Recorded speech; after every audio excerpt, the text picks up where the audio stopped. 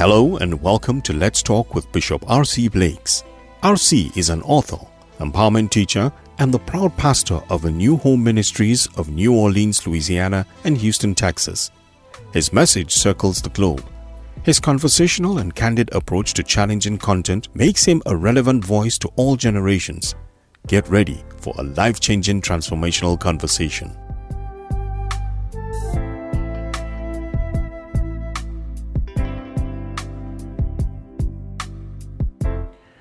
Well, hello family, this is R.C. Blakes and I am so excited to be able to share with you today. Would you do me a favor?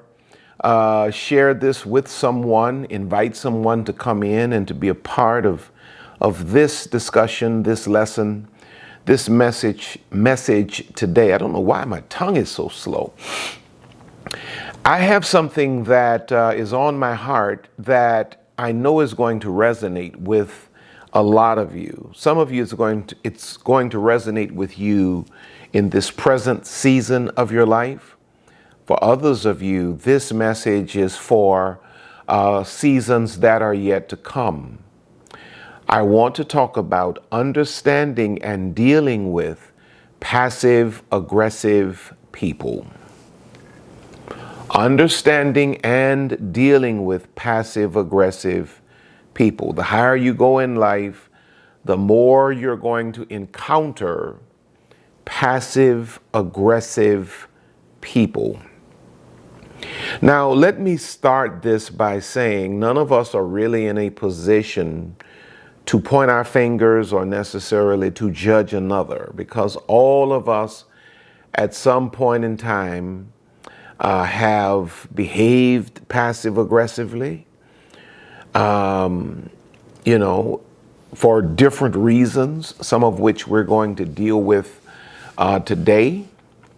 So this is not this is not the message that you send to them as much as it is the message that you really take in and do some introspection and ask yourself, where am I at? How do I align? How do I line up with some of the things that we're going to talk about today? But understanding and dealing with passive-aggressive people, it's very, very real. If you look in Proverbs 26, verses 23 through 25, it says, "Burning lips and a wicked heart are like a potsherd covered with silver dross. He that hateth dissembleth with his lips, and layeth up deceit within him. When he speaketh fair, believe him not, for there are 7 abominations in his heart." Passive-aggressive, passive-aggressive. It seems like a paradox of some kind that a person can be passively aggressive. And it's happening on a daily. It happens on the job. It happens in the home quite a lot. It happens in relationships, within friendships. Passive-aggressive people. Now, these are just thoughts that the Holy Spirit gave to me that I'm sharing with you. But the clearest sign of being involved in a passive-aggressive connection of some kind, or in a passive-aggressive relationship, one of the clearest signs is fluctuating energy. When you're dealing with a person that is passive-aggressive, it's exhausting, because it's like they keep changing the temperature of the relationship. It's like you're on high this morning, you're down low tonight.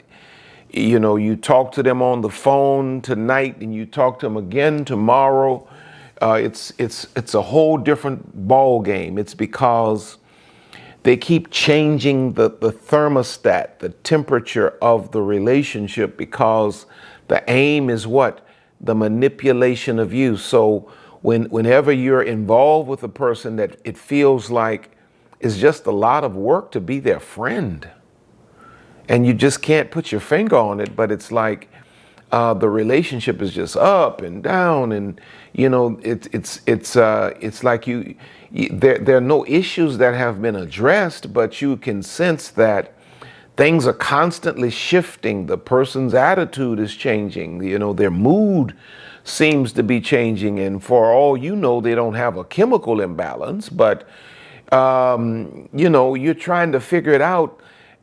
But passive aggressive relationships create fluctuating energy. Anybody that is healthy, genuine, sincere, and authentic in your life is a person that is consistent. When you start dealing with a person whose energy is constantly changing, you're trying to marry somebody, and that energy is constantly changing, you need to really time out. You need to take a pause. You need to look at that person's, you need to look deep within that person. Look deep. Judge Maybelline used to say, look deep before you leap, because energy never lies. And when a person is behaving passive aggressively, you will always sense, you will always discern that the energy of the relationship is always shifting. Even if you can't, be definitive or put your finger on it, you know enough to know in your spirit and even in your good mind that something is not right here. Go to Acts chapter 16. Let me show this to you in scripture. Acts chapter 16, verses 16 through 18, it says, "And it came to pass as we went to prayer, a certain damsel possessed with the spirit of divination met us, which brought her masters much gain by soothsaying. The same followed Paul and us and cried, saying, These men are the servants of the Most High God." She seems to be friendly, right? "These men are the servants of the Most High God, which show unto us the way of salvation." There's the passive part. "And this did she many days." Every day she would come out and she would say these nice things about them. "These men are the servants of the Most High God. And this did she many days. But Paul, being grieved," he felt the energy. He was looking at her actions and listening to her words, but her energy was saying something different. Have you ever been involved with a person like that on a romantic level, on a friendship level, on a professional level, on a church level, that they seem to be saying and doing all of the right things? They seem like they were, or are good people, but there was something that just wasn't right about that energy. "These men are the servants of the Most High God, which show unto us the way of salvation. And this did she many days. But Paul, being grieved, turned and said to the Spirit, I command thee in the name of Jesus Christ to come out of her. And he came out the same hour." So that is a great indicator that you're dealing with someone that's passive aggressive. When you constantly feel the shift in the energy. And how do you know that the energy is shifting? It is when there is a fluctuating peace. It's like one moment you're around this person, they're the greatest person in the world. The next moment you don't know what in the world happened. You see, the aim of passive aggression is to create confusion in its victim. Passive aggression is a means of forcing compliance from a passive posture. It's when I don't want to just tell you this is what I want and this is how I want you to do it, or I can't make you do what I want you to do. So I begin to manipulate moments. I begin to manipulate the atmosphere to passively, aggressively force you into complying to what I want you to do.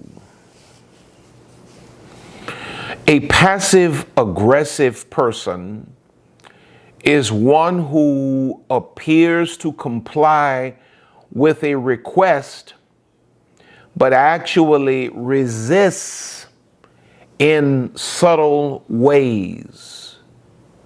The resistance can range from pouting, just sitting around pouting, to, delayed vindictiveness or delayed anger or delayed aggression or delayed violence even, passive aggression.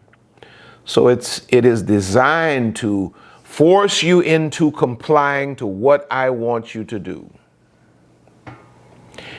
From the silent treatment to ghosting, they say they want you to do X, Y, Z, and you say, I don't think I can do it. And they just go silent, and then they leave, and then you don't hear from them for 3 or 4 days. Well, what is that? That's manipulation. That's passive aggression. That's somebody trying to passively force you into complying with their will, trying to break you away from your will, your decisions, and force you into complying with what they want you to do. Now, again, we all exhibit, all of us, none of us are exempt, even from babies. Babies use passive. They come here knowing how to use passive aggression. Since they can't physically, have their way, they'll just scream and holler. And then, nothing wrong with them, because once their mama picked them up, they just shut it up. They're looking around, looking at everybody. Well, what did they just do? They just passively, I'm trying to figure out how to say that, aggressively forced mother into complying with what they wanted her to do. They were tired of sitting in that crib or lying in that bed or sitting in that car seat. So they just screamed and hollered because they've learned how. I don't even know if that's passive. I think that's aggression, just pure aggression, to be honest with you. But back to my point. We all exhibit passive aggressive behaviors. Usually, again, as children, when it was not safe for us to openly rebel, when we get a little older, 3, 4, 5, 6, we know better. And, rebellion came with consequences. It's not like it was when you were, a little baby in a crib or a little toddler. Now you old enough to understand better. And so now there are consequences. So you can't just openly rebel. So as children, we learn to passively, aggressively manage moments. I remember when I was a little boy, I guess I was about 5. I had to be 5 or 6, something like that. And my mom didn't give me something that I wanted and I asked for. And I said, well, I'm leaving here. I'm out of here. I'm leaving. If my mom is watching, she can attest to this. I'm leaving. I'm gone. And I had a little suitcase. I don't know why I had a suitcase, but I had a little suitcase about as big as this Bible. It's a little handle on it. And I took my little soldiers and my little whatever else I had, my little cap gun, and put all my little stuff in my little bag. And I said, I'm leaving. And I walked out of the house. And I walked down to the corner. Nobody came for me. Nobody ran behind me. Nobody ran behind me. And I stood there, and for a while, and I said, I'm thinking to myself, where am I going to go? What am I going to do? And eventually, I guess my mom was looking through the window, making certain I was all right. I made my way back onto the house and came on in pouting, and went on back to my little room. But as we mature, we move away from childhood passive aggression. As we mature, we should learn. We should learn healthier and more mature behavior to communicate our feelings, to establish boundaries, and to express disagreements more openly rather than playing all of these games. The Apostle Paul said, when I was a child, I spake, I thought, and I behaved like a child. But when I became a man, I put away childish things. But here's the reality. There are many of us who are grown chronologically, gray hair and all, that are still functioning like the little boy I was when I took my little case and was trying to force my mother to comply with what I wanted her to comply with. Now, the Bible does not use the term or the phrase passive aggression, but it does give us, characters, biblical characters who exhibited passive aggressive tendencies or behavior. And it shows us even the results of some of that behavior. Now, passive aggressive people, in my opinion, which we have a lot of in the church, passive aggressive people are possibly more dangerous than openly aggressive ones, because you never see, or should I say, you rarely see their attacks coming. A person that just says, I don't like what you did, and this is how I feel about it, is a much better person to deal with than someone or person that says, this is what I want, give me what I want. If you don't give me what I want, I'm out. That person is much easier to deal with, much better to deal with than to deal with a person that'll smile in your face and act like they're perfectly all right with your decision. Oh, I understand. It's cool. It's cool. And you think you have an understanding, and then they leave away from there. You're used to hearing from them 2 or 3 times a day. You don't hear from them for 3 or 4 days. What is that? That's passive aggression. Or for a person to say, oh, I'm good, I understand. And then you can feel the temperature of the environment change. And then, there's this awkwardness. There's this awkward silence in the car. Maybe you all are riding together. There's this awkward silence in the car because passive aggressive people are more dangerous than openly aggressive people.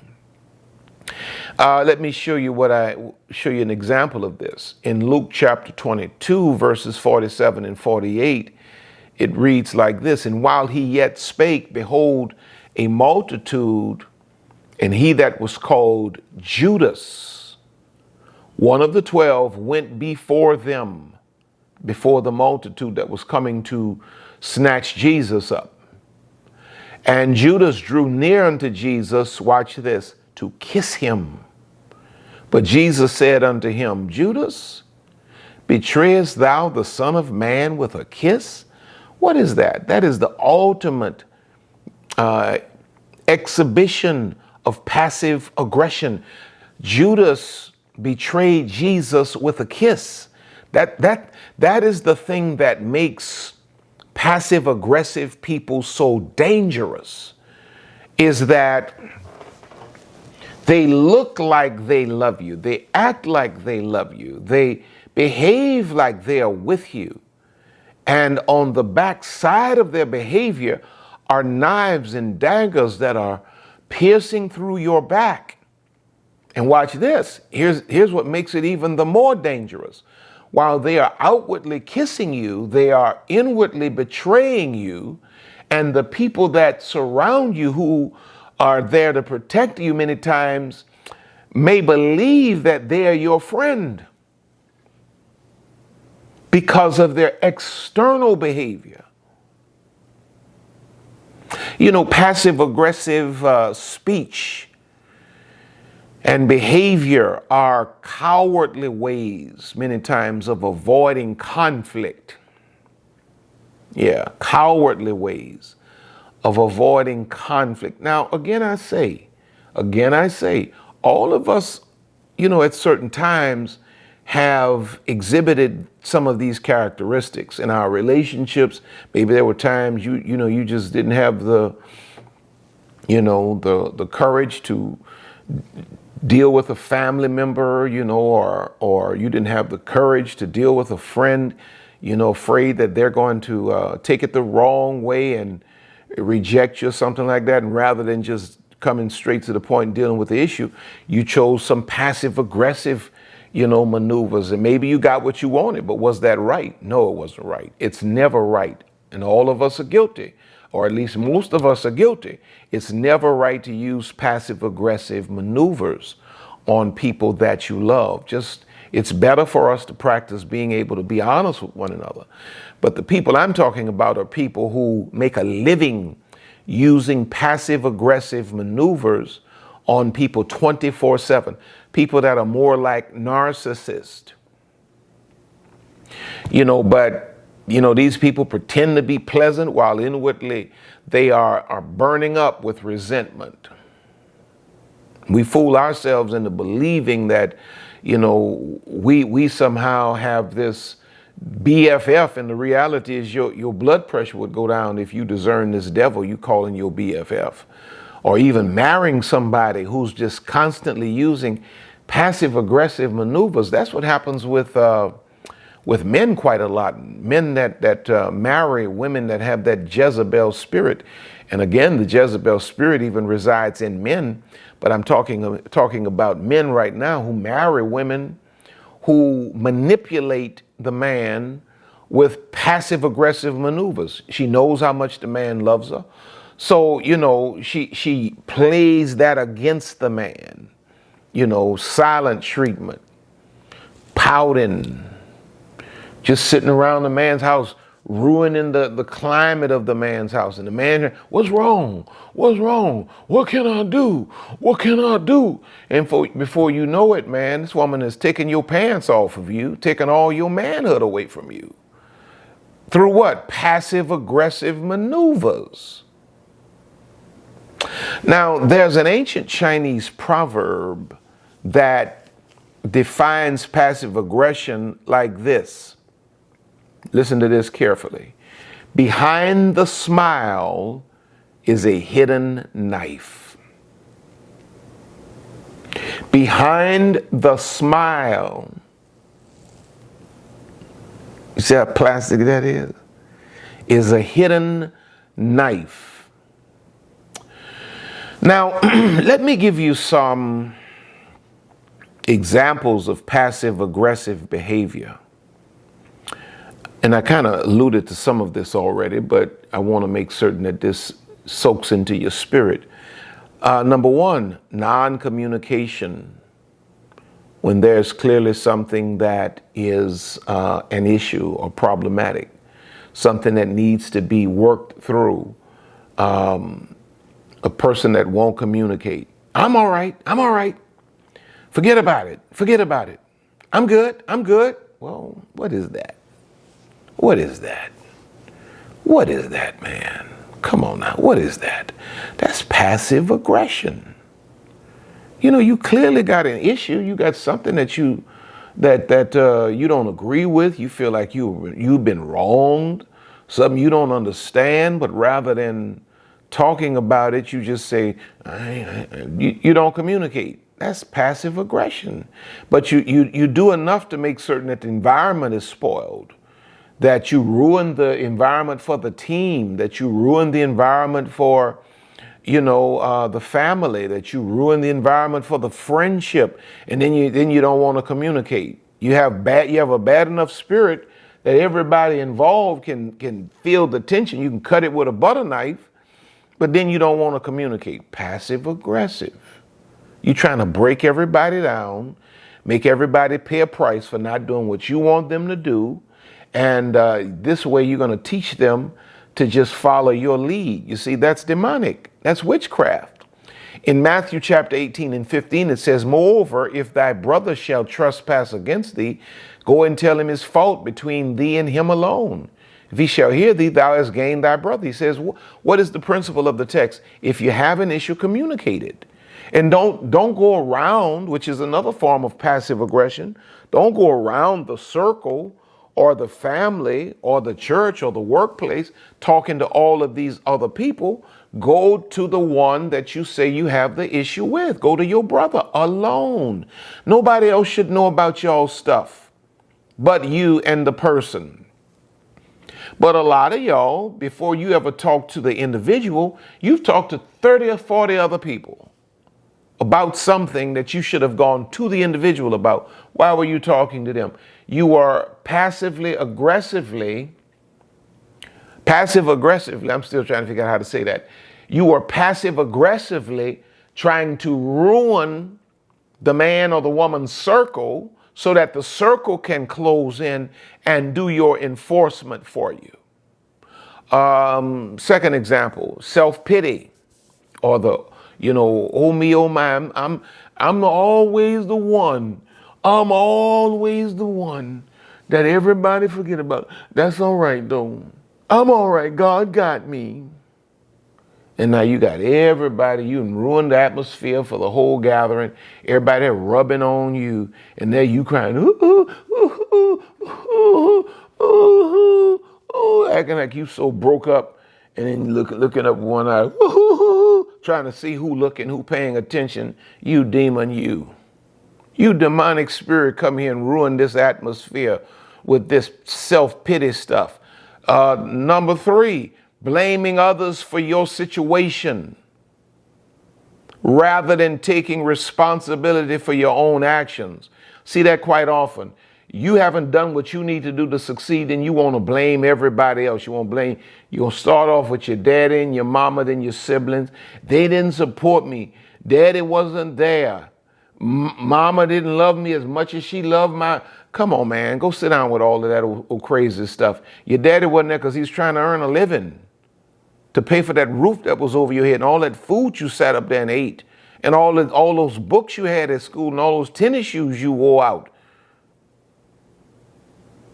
Blaming others for your situation rather than taking responsibility for your own actions or being able to take on, the maturity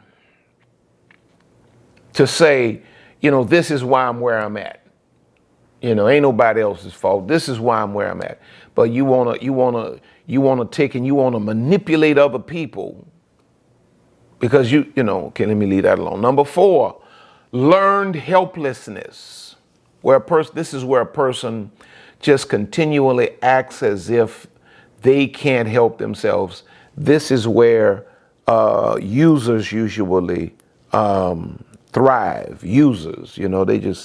Users thrive on this. People that just use others for a living. Just, can't help themselves. I can't do nothing. I can't do nothing. Learned helplessness. Don't want a job.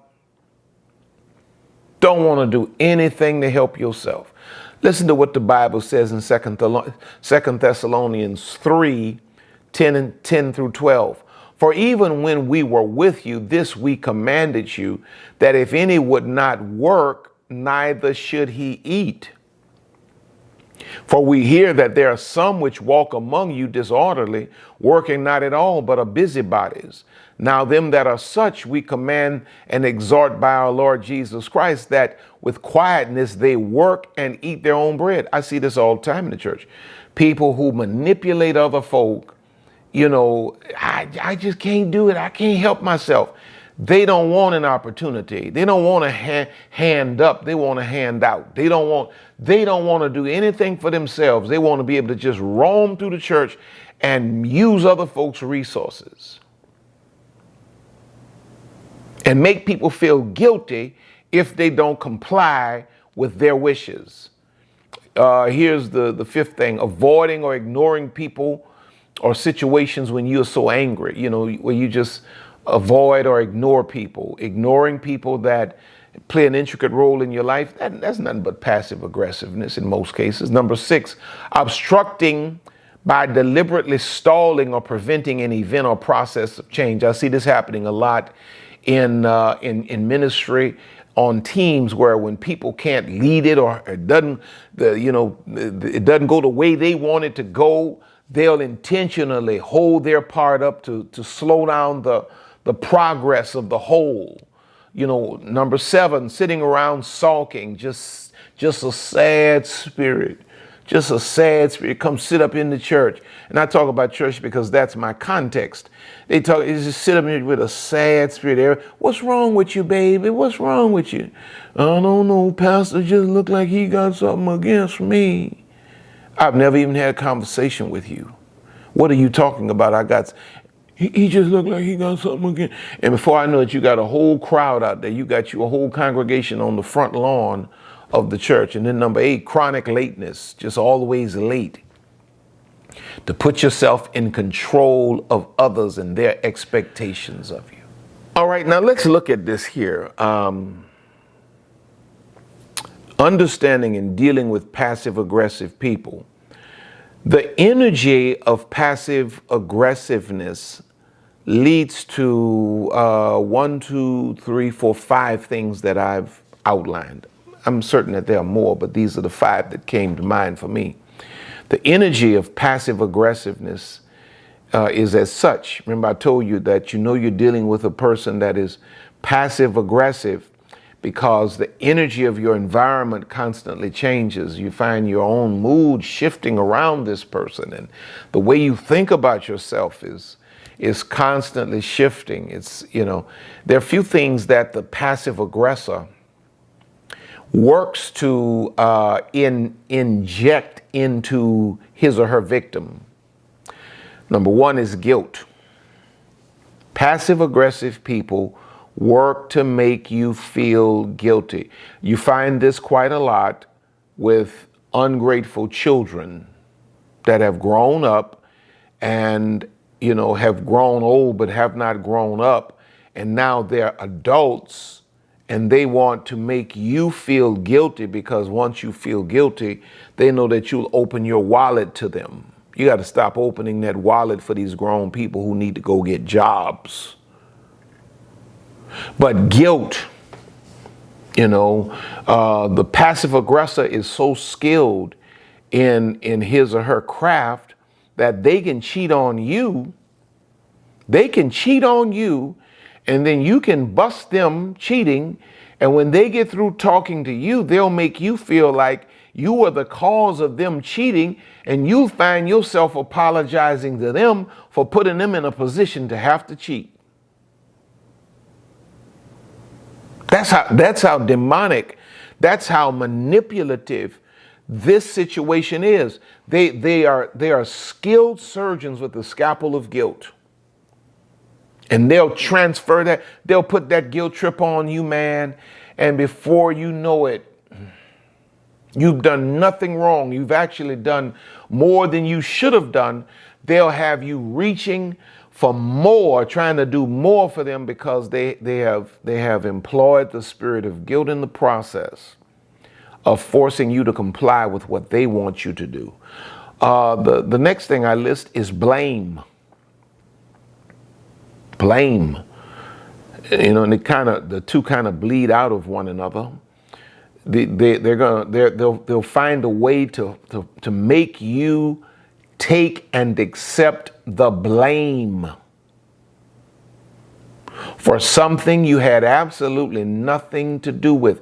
The third kind of energy that passive aggressive people employ is guilt, blame, shame. Shame. They want to make you feel shame. Now, not directly, but indirectly. If there's, okay, let me leave that alone. Number 4, deflection. They'll take their issues and they'll deflect it so that it lands on you. Stuff that's really meant for them, they'll deflect it, and they'll deflect it in a way that you take ownership of it. And then the 5th one is criticism.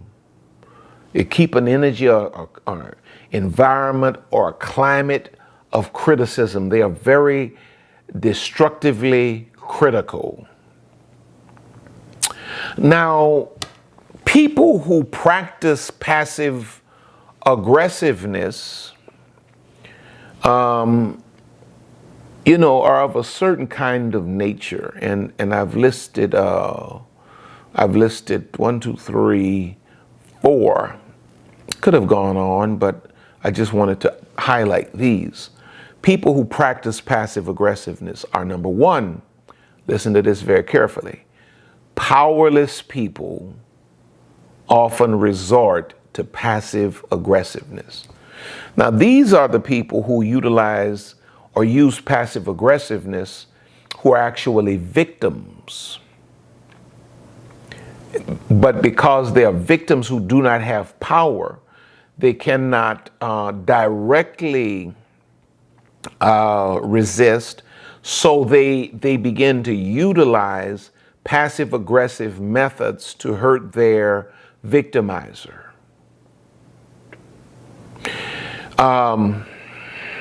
If you look in Colossians chapter 3, verses 18 through 21, it says, "Wives, submit yourselves unto your own husbands as it is fit in the Lord. Husbands, love your wives and be not bitter against them. Children, obey your parents in all things, for this is well pleasing unto the Lord. Fathers, provoke not your children to anger, lest they be discouraged." Well, you have here the husband and the father, you have the wife and the children. And the wives and the children are many times in a position or a posture where they're left powerless under the auspices of the husband and the father. Many times the man is the one that has the money, the man is the stronger, the man is the most dominant. And so the Bible is saying, wives, submit yourselves to your own husbands as is fit in the Lord, as is fit in the Lord. Go search that out. That's another lesson for another day. You're not just supposed to submit blindly or just a blank check. But then it says, husbands, love your wives and be not bitter against them. Why? Because you have a position of authority over her. Parents have a position of authority over the children. When we abuse positions of authority, as a pastor, when I walk into New Home Family Worship Center, I have a position of authority. If I abuse my authority, there are people that are part of that congregation that don't have the power or the authority to be able to kick against what I might be doing, even if it's wrong sometimes. And a whole lot of pastors abuse their authority. And what you do is you then generate a climate in the church or in the organization or in the family or with the children where the wife begins to passively aggress. The children begin to passively aggress against, aggressive parents. Now, the bad thing with that is when people are powerless and they begin to utilize passive aggression to express themselves, it does not stop there. If you're discovering that a woman is having to resort to passive aggression to meet your unfair, unrealistic demands as a husband, or your children are resorting to passive aggressive tendencies because as parents you're cruel and you're mean and diabolical, well, it's not going to stop there.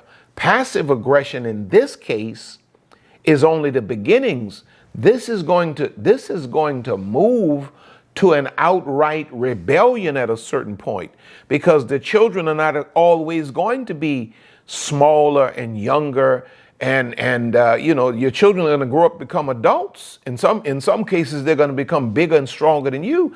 And when you've misparented them, and all they could do as children was be passive aggressive, now they're full-blown grown adults, and now that passive aggression turns into outright rebellion and disrespect.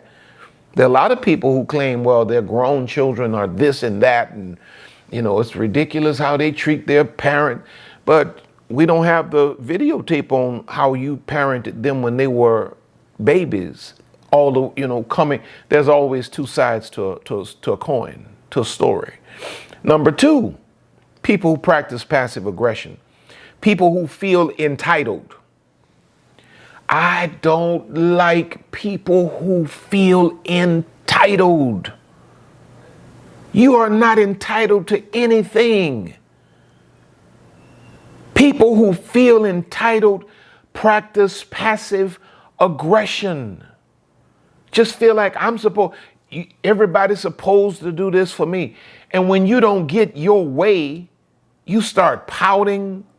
You become difficult. You know, I don't, if I ever go out with you and you behave like that, you'll never have to worry about you and I hanging out again. I don't like people who feel entitled, because when you feel entitled and you come to a restaurant that's popular and the line is long, hey, you the only one in the line complaining, this line is too long. Well, if it's too long, you don't need to stand in the people's line outside of their restaurant, complaining. Just say, whoever you're with, oh, it seems like a lot of people here. Let's try somewhere else. But you don't need to go there and then, throwing your weight around. Go tell so-and-so that I'm here. There are days that I walk up on spots where I know if I sent a message and said I'm out here, somebody come out there and get me and take me on through the back or wherever, bring me. But I stand in the line because I'm not entitled to anything. Because when you start developing a spirit of entitlement, you begin to impose your will upon every situation, and you fall into this passive aggressive mindset, which is toxic. You manage and manipulate people. I don't ever want to be in a position where I'm managing or manipulating people. King Ahab was that kind of leader, that kind of king. If you go to 1 Kings 21, 1 through 6, it says, and it came to pass after these things that Naboth the Jezreelite had a vineyard, which was in Jezreel, hard by the palace of Ahab, king of Samaria. And Ahab spake unto Naboth, saying, give me thy vineyard, that I may have it for a garden of herbs, because it is near unto my house, and I will give thee for it a better vineyard than it. Or if it seem good to thee, I will give thee the worth of it in money. And Naboth said to Ahab, the Lord forbid it me, that I should give the inheritance of my fathers unto thee. And Ahab came into his house heavy and displeased because of the word which Naboth the Jezreelite had spoken to him. For he had said, I will not give thee the inheritance of my fathers. And he laid him down upon his bed and turned away his face and would eat no bread. This grown man, because somebody told him, no, I don't want to give you or sell you my land. He laying on the bed and I ain't eating nothing, because he felt entitled. Verse 5, but Jezebel, his wife, came to him and said unto him, why is thy spirit so sad, that thou eatest no bread? And he said unto her, because I spake unto Naboth the Jezreelite, and said unto him, give me thy vineyard for money, or else if it please thee, I will give thee another vineyard for it. And he answered, I will not give thee my vineyard. How many of y'all know folk that's like that? Number one, anybody that's really sad for a real reason, they are usually trying to disguise it because they don't want to have to discuss it with anybody around them. When you see somebody that's just sitting there, they are what? They are campaigning for attention. It is passive aggression. Anybody that's really sad, you're going to usually have to discern it. Nobody's going to be able to just off the cuff just be able to say, what's wrong with you? No. That is passive aggression. But you see how this man felt entitled? He couldn't accept the fact that the man said, no, this is my father's inheritance. I don't want to give you this. I'm not going to give you this, and I'm not going to sell it to you. I don't want to exchange it for nothing else. But look at how he conducted himself with that passive aggression. Number 3, people whose hearts are just polluted will exercise passive aggression. People just never really meant you well, never really meant you right. They will always keep your life topsy-turvy. just with that bad energy, because their hearts were always in the wrong place. Listen to what Jesus says in Matthew 15:8. This people draweth nigh unto me with their mouth, and honoreth me with their lips, but their heart is far from me. They're saying one thing, but their heart is somewhere else. Number 4, people attempting to usurp authority. Practice passive aggressive behavior.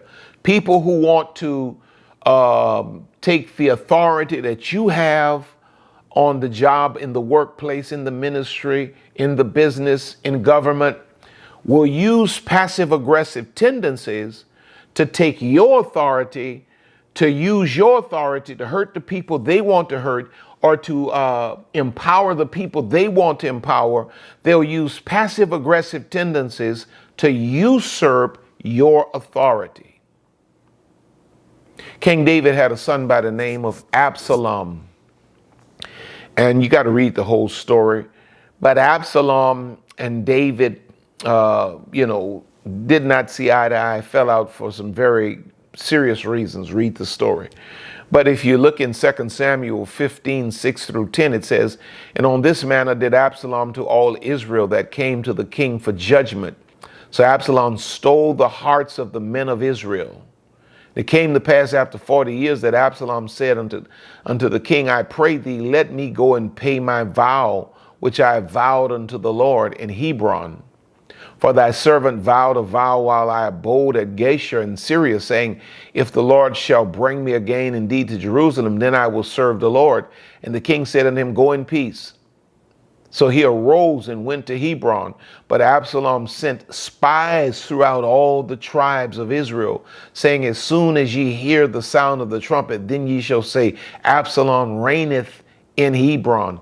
So Absalom is, using this passive aggression to win the hearts of the people coming to be judged by the king. Absalom intercepting the people and talking about his daddy, talking about what he would do, because people that want to usurp your authority, that's why, and this is just a side note, that's why if you are over people, keep your finger on the pulse of your organization.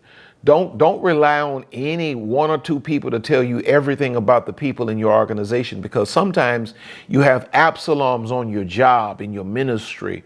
You have Absaloms. Now, let me shut it down with this. How do we deal with passive aggressive people? Number 1, never react to people. Always process. Because passive aggressive people are trying to push you to react. They want to push a button and make you jump, no. Never react to people. Always process. I don't care what you feel emotionally initially. Don't roll with that. Don't rock with that. Take your time to process so you're not reacting, you're responding, if you respond at all. Sometimes the best response is none at all. In James 1:19, it says, wherefore, my beloved brethren, let every man be swift to hear, slow to speak, slow to get angry. Number 1, never react to people, always process. And begin to discern everybody around you. Everybody around you. You have more passive aggressive people around you than you realize. Number 2, never do what you don't feel good about doing. If you don't feel good about doing it, don't do it. If you don't have a witness in your spirit that this is what you should be doing, this is what I should be doing, do not do it. Never do what you don't feel good about doing. If you just stop doing what you don't feel good about doing, you're going to begin to see a great falling away.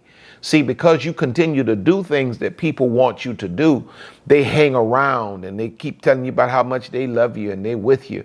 When you stop doing what you don't feel good about doing. Number 3, learn to say no without any guilt. No. No malice, no guilt. You're going to do it? No, I'm not going to do that. No, I'm not going to do that. I don't feel like that's right for me. No, I'm not doing that. You want to go get some lunch?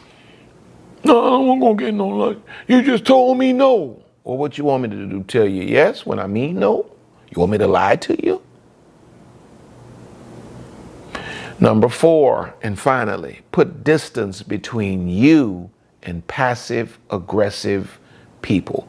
Now, honestly, here's the honest truth, and this is coming from one empath to many others, I'm certain. You know, I feel people and I don't like to hurt people's feelings, but you know what I'm learning? The only way to really deal with passive aggressive people is aggressively. When it's no, it's no. And, you know, just direct, not necessarily, maybe not even aggressively is not even a good word. Definitively and assertively. Just speak your mind. No, I'm not going to do it. You know, I know you asked me to do it, but no, I'm not with that. So, you know, yeah, hope you understand. When you start functioning like that, they drop like flies. And number 4, put distance between you and passive aggressive people. Once you discern that a person or people are passive aggressive and they're doing all kind of old funny stuff and they shifting your environment and they changing the climate and temperature in around your life, man, life is too short to be tolerating that kind of stuff. You don't need to tolerate that.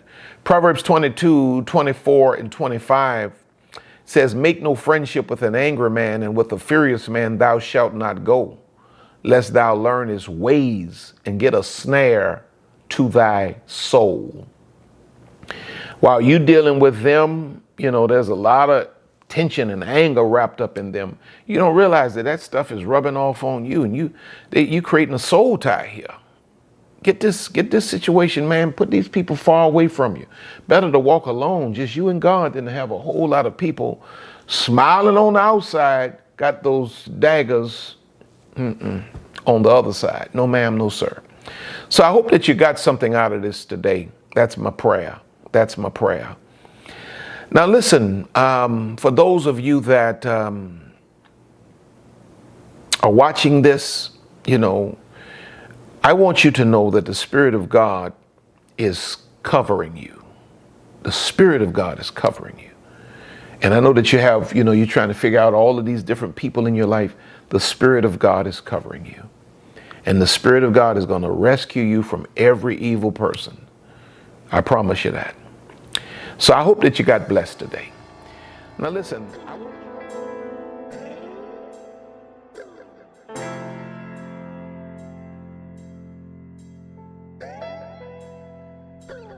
We here at RC Blakes Ministries want to thank you for spending this time with us today. RC and Lisa are always honored to have you with us. Don't forget to reach out to us by visiting our website at www.rcblakes.com. While you're there, you may join our mailing list and receive a free download of The Laws of Manifesting Your Vision by RC Blakes. Also look at all of the online programs by RC. You may find all books written by RC and Lisa. Once again, all of us here at RC Blakes Ministries want to thank you from the bottom of our hearts. And as we always say, see you at the top.